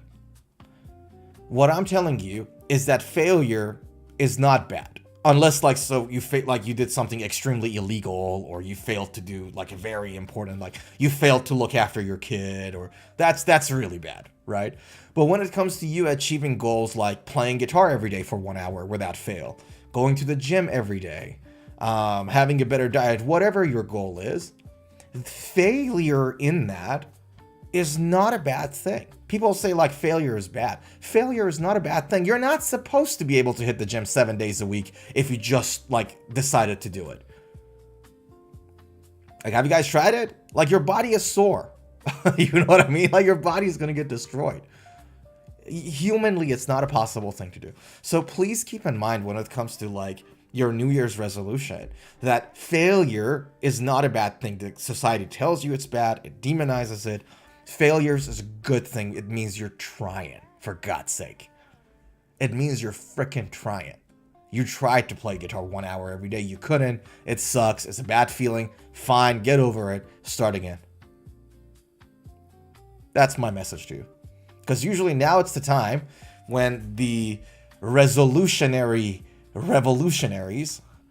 start to be like, all right, this is it. I'm not going to fail. And then quarter of people, literally says a quarter of them quit by the first 7 days. And if you fail in the first 7 days, that's okay. Pick it up on the 8th day. You're good. Sorry, I just got fired up. Go back to my normal size now. But I'm feeling it, man. Like, I feel it. And so Zohair says, yeah, we need to realize failing means we're trying because the other option is not trying. Yeah, God bless. Exactly. Zohair says, hey, you stole the words from my mouth. No, you stole the words from my mouth.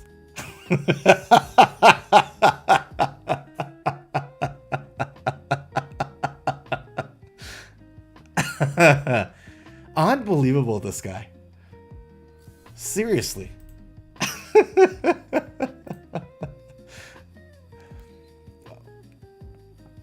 Zohair says, no, I was typing when you said the same thing. I was...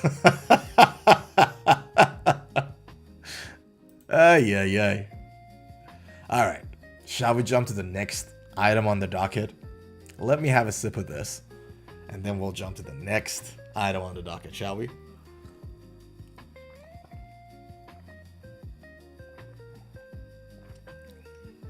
All right. Well, let's talk about this one is a boutique brand. So we talked about affordable models. This one is pretty boutique. Let's talk about it. Now, I had a dilemma when it comes to pronouncing the name of this company correctly. So you guys maybe can help me out with it. This is Mayones guitar. Now, some people pronounce it mayonnaise, like the sauce. But this is Mayones, I think. Or mayonnaise, whatever works for you. Whatever tickles your pickle. Doroteo says, so Sorenzo, what you're saying is people don't plan to fail, but fail to plan regarding New Year's goals. No, I think some people do fail to plan, but if you plan and then you fail, plan again, is what I'm saying. So yeah, in a sense, yeah, you're right. That's what I'm saying. I'm saying plan again. You failed, that's okay. Do it again. Have another, like, you're allowed to have more resolution than one for each year. You can have a resolution on February 11th. I mean it. You know what I mean? So if you fail, that's okay. Do it again, is what I'm saying. Zuhair says, oh, mama. That guitar looks amazing. Seems quality. What brand is it? It is Mayones. Some people pronounce it mayonnaise, but it's Mayones. If you're Latino, you probably pronounce it Mayones. But I think it's Mayones. I could be wrong. The first time I saw this guitar was the model. There's a model they have called Regis. And the guitarist for My Dying Bride, the main guitar guy, I forgot his name. He played one, and I was like, this looks beautiful. It is a, Dorothea asked, I heard of this brand before. Is it a European brand? Yes, it is. It is a Polish brand. It is based in Poland, and it's a boutique brand. It's a really high quality brand. So, yeah. Now, the model I wanted to check is actually, this is like a very good representation of what I wanted to talk to you guys about. So, I'll show you guys what they are if you're interested. So, they have a whole bunch of different models. The Regis is my favorite. So, check it out. This is the Hydra. This is the Duvell. And this is the Regis, which I adore this model. Check this out. And I know you guys might not necessarily be headless guitar fans, but look at that design, dude. What a cool design. I'm a little skeptical of having a piece of wood like that. That's like means it's prone to break. But I like the concept. Like, I wouldn't buy a guitar like this. Again, this is so prone to break. Like, I'll be scared to whatever. But this looks really nice. I like the look. And then this is the one that I want to talk to you guys about that you guys saw on the homepage. That's the item on the docket today. Right? This is Regis. This is my favorite model in the Mayones realm. This guitar looks just beautiful to me. I really like it. It looks so elegant and simple. So check it out. Like, I dig this so hard.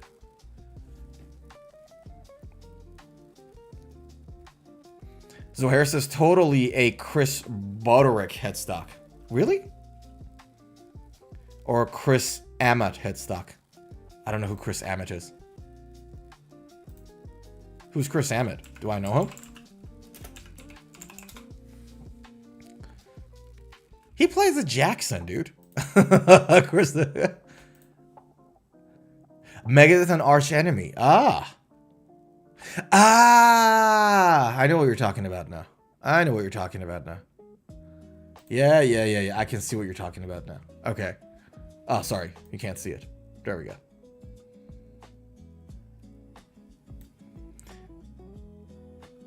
Okay.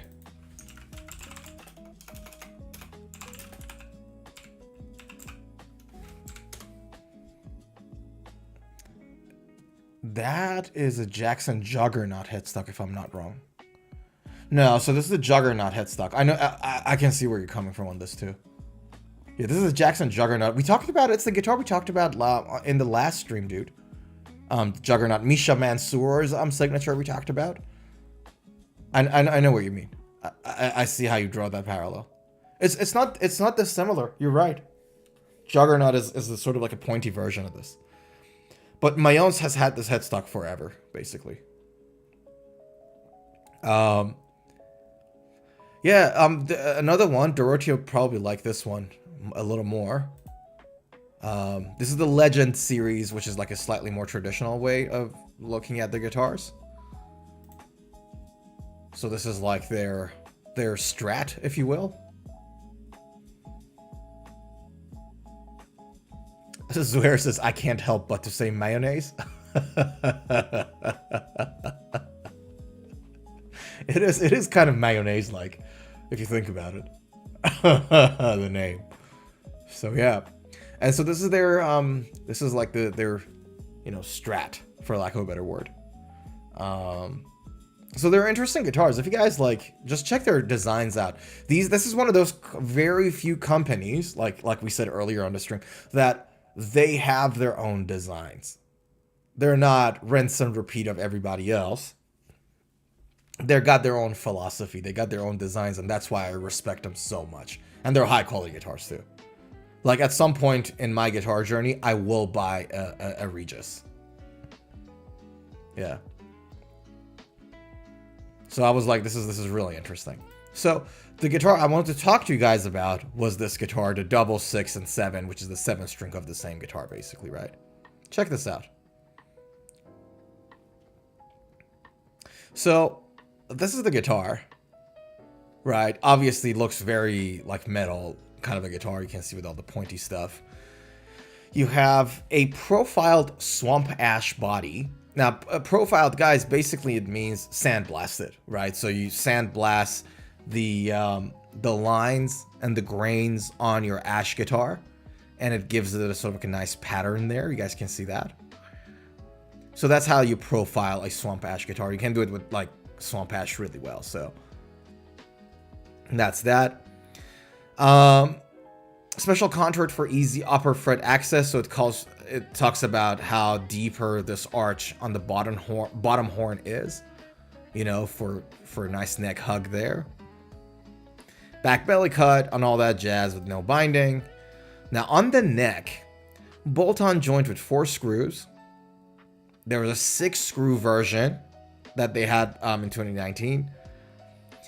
Neck is a 5-piece maple wenge neck with 2 additional graphite rods. So it really went on to stabilize the neck. They really went the extra miles. For a 6-string, you don't need that much, but they did it anyways. Blackheart fingerboards with no bindings. Width at the nut is 43 5 mil. That's thick. That's wide for a nut. Usually you would go for 42 to 43, so that's a little wider than your usual nuts. 24 extra jumbo frets. Graphtec Tusk nut. 25.4 inch scale, which is interesting. I think it's 20. That's 25 and a half, by the way. The 645 millimeters. I could be wrong in inches. I could be wrong, man. I think they made a mistake. No, you're right. It's 25.4. What's 25 and a half then? Okay. Never mind. So it's not 25 and a half. It's 25.4. Fine. 16-inch radius. We love that. Nice and flat. Original lumen lace side dots with super blue. So it's a blue side dot, not green. Double action truss rod. Offset dots. Angled headstock. No binding. With the black heart veneer fingerboard matching on the headstock. And then this 3-3 tuner layout. Haha. Hee hee. Look at that. I dig the bridge so hard. This looks like a hip shot bridge. I really dig that.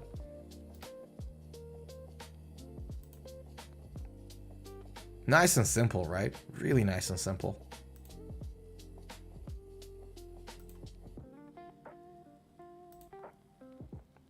Beautiful colors too. Holy sh. Okay, before we listen to this. Dorotio says, I went to a Seven Kingdoms concert 2 weeks ago, and both guitarists play comparison guitars. Right, we talked about them. Met the whole band and took pics to Seven Kingdoms. Are so good, people's guy. Nice. Okay. Oh, that's really good. Can't go wrong, man. And man, you go to a lot of live events, don't you? That's so good. So good of you to do that. I wonder, like, I should go to my next. It's been 2 months or so since I went to my last live show. I need my fix now. Zohair says, how expensive is this cool brand? It's pretty expensive, dude. It's PRS expensive. Where are we? I don't think Sweetwater has it. I could be wrong. Let's check. No, they don't have it. Okay, let's check it here. Because they're a European brand, so... Where can we check it?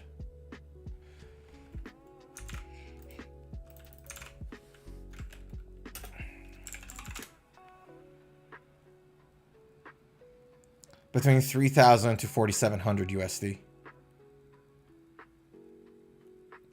So Brian's guitar. So there we go. That's a good reference. Brian's guitar sells them at 3.2 for a double 6DT.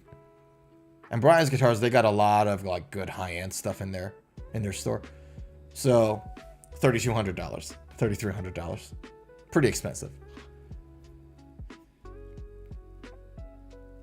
Yeah. Told you guys, this is an expensive brand. I said it. I said it's boutique now. Zuhair says, oh my god, so expensive. Zuhair says, good lord, the price. Yeah, dude. They're pretty expensive.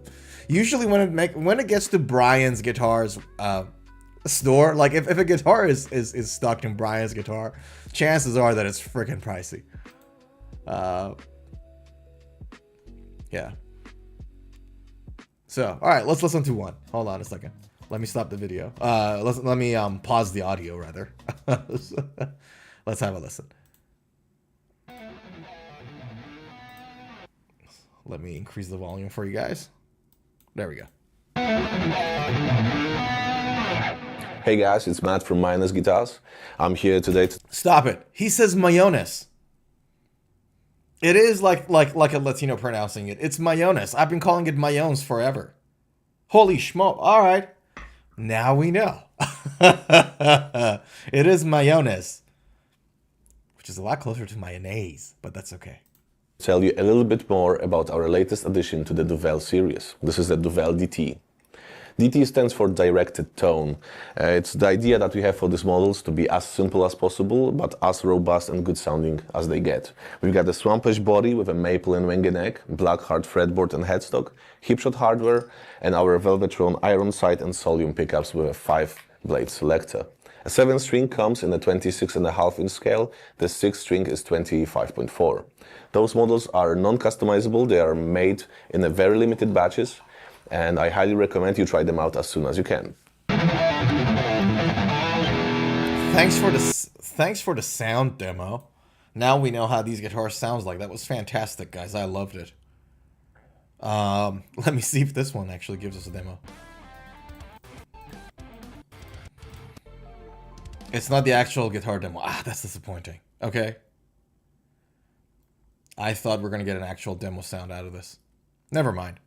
What is the... Zuhair says, so a little different from how Mayonnaise is set. Yeah, gotcha. Sounds super. So, is that Seymour Duncan's there on the electronics now? You have the Velvetone iron sight plus Solium. Okay. And you can put other models and configs on request. Interesting. And because the ethos of the guitar is to keep things simple, you only get one volume knob in there. Hipshot bridge, like I told you guys. Schuller's security strap locks. Schuller's are good. And there we go. And they're in Gdansk, Poland. I knew they were in Poland, I just didn't know the name of the city.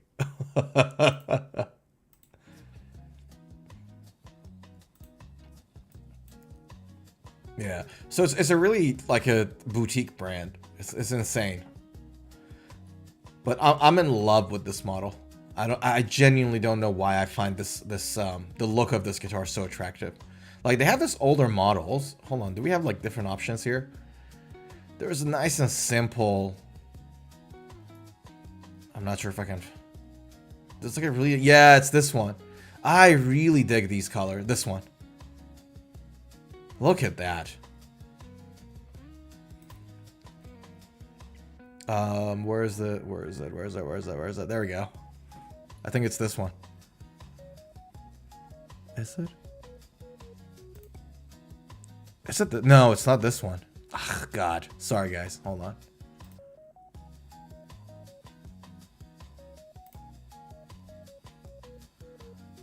It's just so beautiful. Yeah, it's this one. Ha. Zuhair says, let's see the red one. Okay.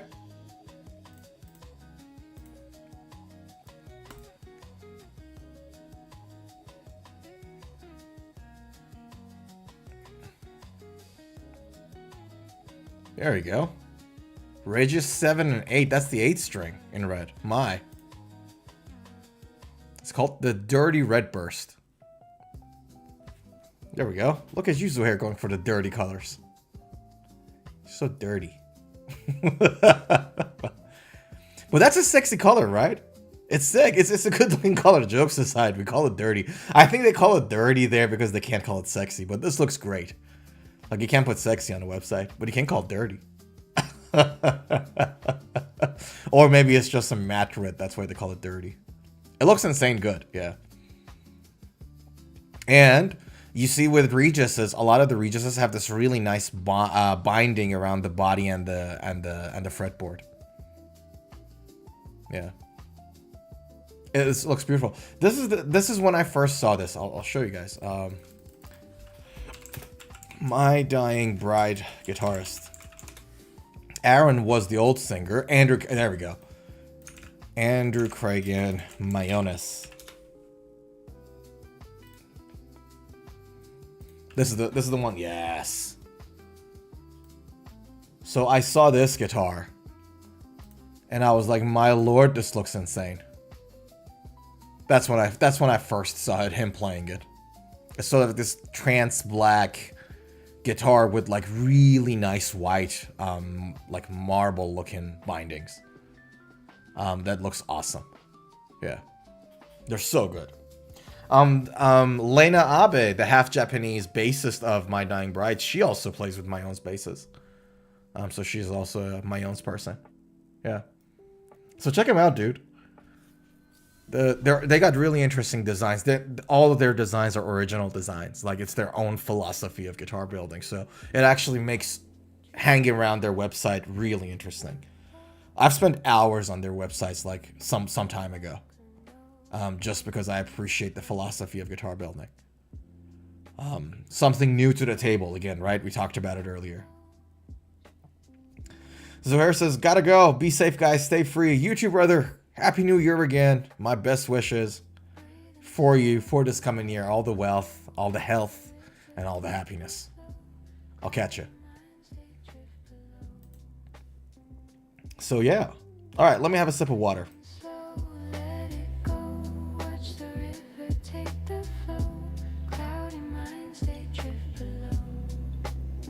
Oh. How are we feeling, everybody? How are we feeling? Are we feeling good? New Year's. How are we feeling with 2026 kicking in? All right. The Echoes Band. Oh, God. All right. I wanted to take a quick break from guitar specs and have a chat about something that Marty Friedman said in an article I read about him this week.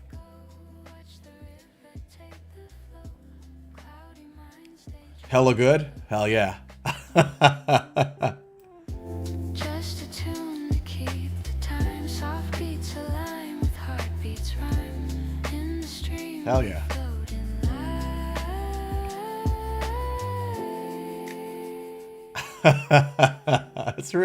It's peaceful.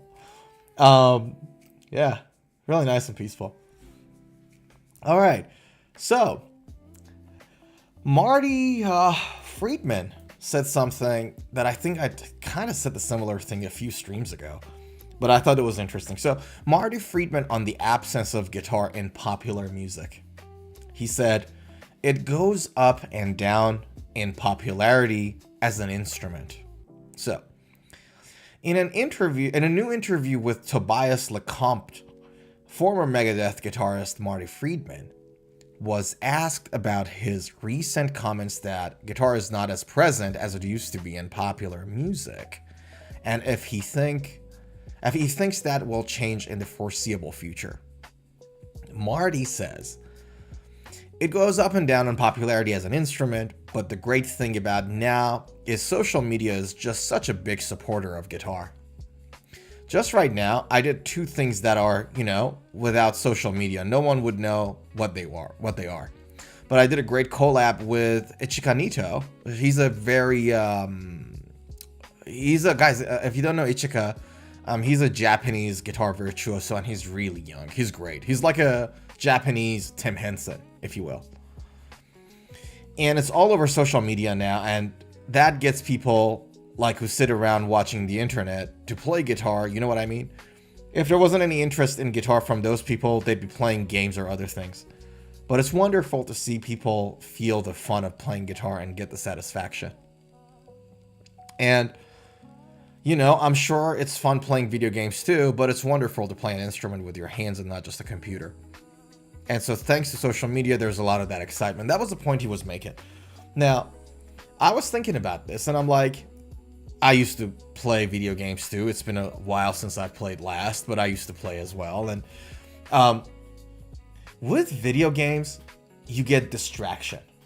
Like, you can play hours and hours of video game. You get the distraction, and when you're finished, you're done. Right, that's it. You're tired, your brain and your eyes, and you need to chill and take a break and all that. With guitar, it's peaceful. So in that sense, playing the guitar, the choreography that you have to do on the neck, and getting lost in the music, it's actually peaceful throughout and after you finish. So I understand why he would say video games, because, you know, that's how he thinks about people that are consumers of online content, which is all of us, right? Even if you don't game, you know, there's like, we don't watch like cable TV anymore, right? We're all one way or the other. It has to do with the internet. So I get that. But the advantage that we as guitar lovers and guitar players have to gamers is that after we're done playing the guitar, it's peaceful. It's not, right? It's not too excited or ready to go. It's not too tired and need to sleep. It's peace, right? And so that's the beauty of it. It's like going out for a walk. You know, the walker's high they talk about? Like, you go for a walk, it's a nice weather, you get home, it feels nice. Like, you're chill, you're peaceful. Guitar is like that. Gaming doesn't have that. Especially given the fact that most of the games we play, they are like combat games. A vast majority of video games, one way or the other, the popular ones, are some sort of a combat in there, some sort of a competition, some combat of some sort is in there. So you finish it excited and exhausted. Whereas you finish the guitar, you're peaceful. And you heard the saying, right? When they say, happiness is peace in motion. Peace is happiness being still. Like, what more can you ask for? You know what I mean? So I thought this is like a really interesting parallel he drew. Now, that was the first thing. The second thing is, have you guys seen that chart of fashion changing? Let me see if I can find it for you guys. So there is a chart that basically says that the fashion we currently have, like clothing fashion, right, is a repetition of, like, it changes in cycles, right? So let me fashion cycle chart with demo. See if I can find that for you guys. 70s to 2025. If I can find that for you guys, you'll love it. It's awesome.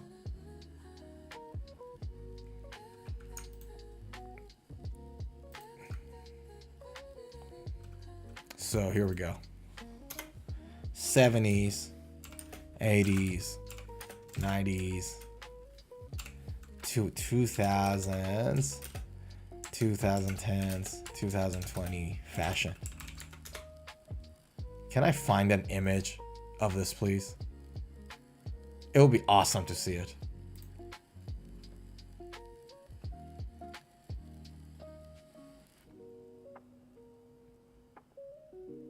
There's videos. I know there's a lot of videos, but yeah. So the point is, and if I can't find it, I'll figure out where it is and then trying to find it for you guys. But basically, what this says, you know, is that you had a certain model fashion in the 60s, and then you had something happening in the 70s and then 80s and the 90s, and then these things happen in cycles, right? So things start to, like what we wear now, In some ways looks like what people used to wear in the 60s and then becomes the 70s and 80s, and this cycle repeats itself. That's the point it makes.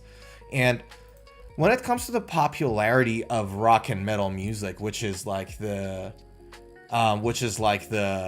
you know, one of the drivers of being a fan of electric guitars. Like we've all heard some sort of a rock, metal, blues, some music with electric guitar. We heard it and we liked it, and that was one of the reasons we picked up the guitar.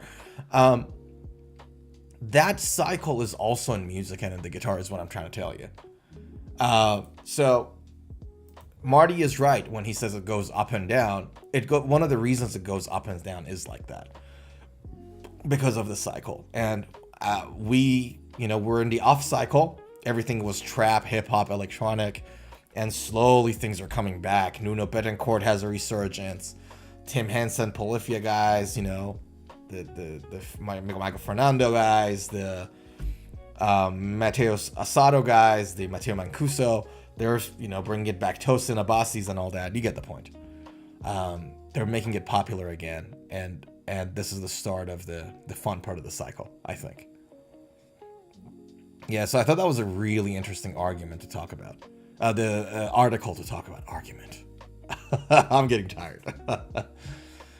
Doroteo says, USA custom guitar brand Proton Guitars is really underrated big time. You get a lot of bang for your buck. You'll love the different models. Really? Let's have a look. Proton Guitars USA. Where are we?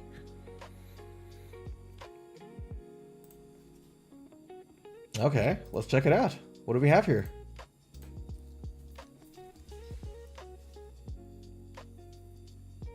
Okay, I think you might have mentioned this a very long time ago to me. Founder is Tony Kessman, no stranger to guitars, and he's been a dealer and custom guitar building for several decades. He's not a luthier then, so working directly with his clients has been involving superfine instruments. Okay. Interesting, okay.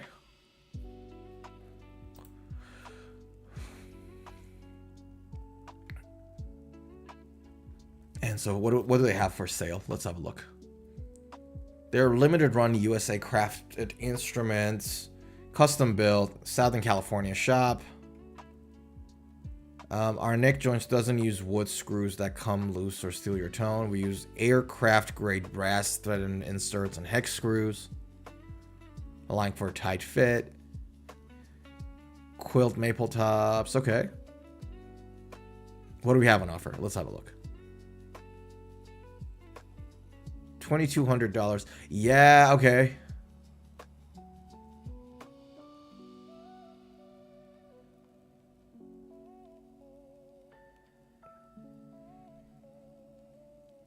Interesting.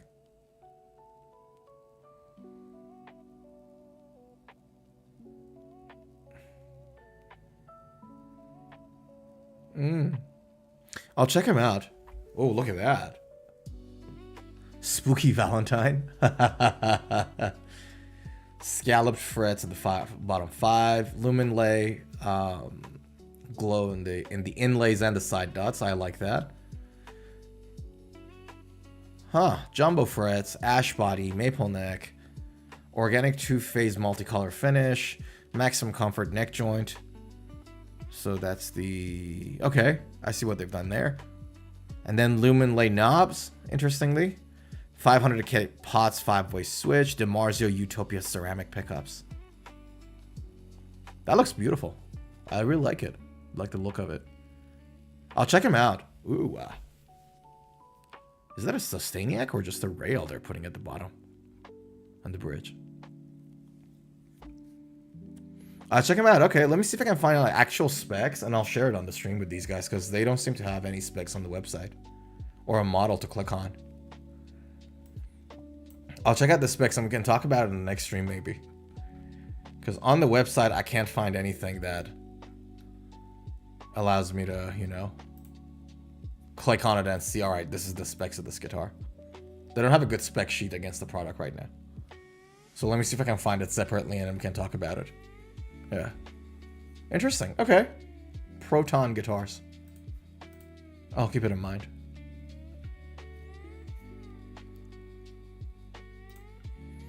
Yeah. All right. Guys, I think we're gonna leave it here. It's getting late. I think we've covered a lot of ground today, and there was a little bit more I wanted to talk to you guys about, but maybe we can talk about those in the next stream. I wanted to talk to you guys about, there was an article about guitar tone. There was an article about, I wanted to talk to you guys about Dean guitars. I think we'll talk about those a little later because it is getting a little late. So we'll have a chat, maybe in a different stream. Like it's 2 o'clock in the morning right now for our friends in New York. So it's getting late. With that said, guys, I am going to talk about these on the next stream. So we'll probably start the next stream on Saturday with the Dean guitars and with that article that I mentioned. So I've got them all saved. We're going to talk about guitar tone. Started with the guitar tone, and then we're going to talk about this specific, really unique Dean Zelensky necks, and we're going to have a chat about a little bit about the history of Dean guitars, and how Mr. Zelensky himself, the journey he had to go through to come up with all the new stuff there. I'll give you guys a taste of this. Check this out. This was actually had it all ready, so we're gonna have a chat about the Z-Glide neck, this type of guitar neck. We're gonna talk about that and a whole lot more. So it is going to be a fun stream on Saturday. That I can tell you. That I can tell you guys. Happy New Year again. We are 2026. Time flies, man. Time sure flies. Gotta tell you. So cherish the moment. If you love playing the guitar, do it. These seconds are not gonna come back. We're not getting any younger. This is it. There's only one. Like, this is it. Like, this is the sentence, "This is it," is such a good sentence describing what life is like. This is it. There's no second life. You're not getting any younger. I'm not getting any younger. This is it. So, yeah, man. What can I say? What can I say other than just do what you love? And if you love playing the guitar, let's go. Right? Guys, thank you so much for hanging out with me on the New Year's Eve. Love you guys. Wish you nothing but the absolute best in your personal, professional journey. And, you know, just do what you love. Be happy, be peaceful, be wealthy, be healthy. What can I say?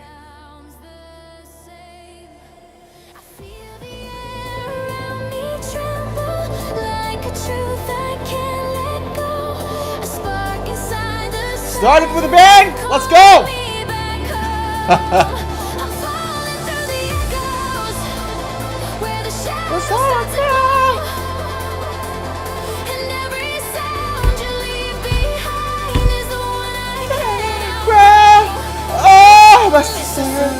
Guys, Happy New Year. Love you all, lots and lots. From the bottom of my heart, nothing but the best for the New Year's. Mwah! I'll see you on Saturday or in the next video. We got another video coming in today, another one tomorrow. We will be on this Saturday.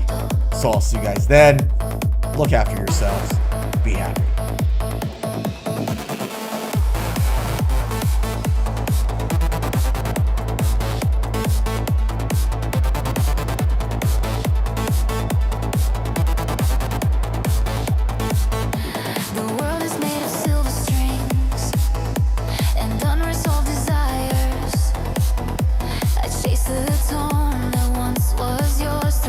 Broken amplifiers, you fade into the